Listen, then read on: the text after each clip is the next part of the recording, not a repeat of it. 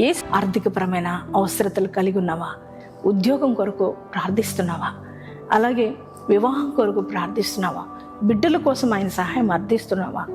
ఒకవేళ నీ జీవితంలో మంచి ప్రమోషన్ నీకు కావాలని అడుగుతున్నావా?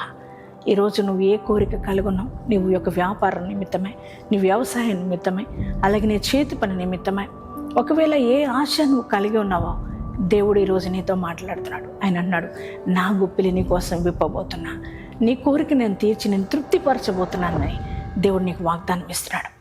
ఆయన వాగ్దానాన్ని బట్టి నువ్వు ధైర్యం తెచ్చుకో. ఆయన మాటను నమ్మ. బాధపడుతున్న ప్రతి రోగిని మీరు ముట్టి తాకి స్వస్థపరచండి నాయన. దేవానికి స్తోత్రాలు చెల్లిస్తున్నామయ్యా. సేవ చేస్తున్న వారి సేవను ఆశీర్వదించండి ప్రభా. భూ వివాదాలన్నీ పరిష్కరించండి.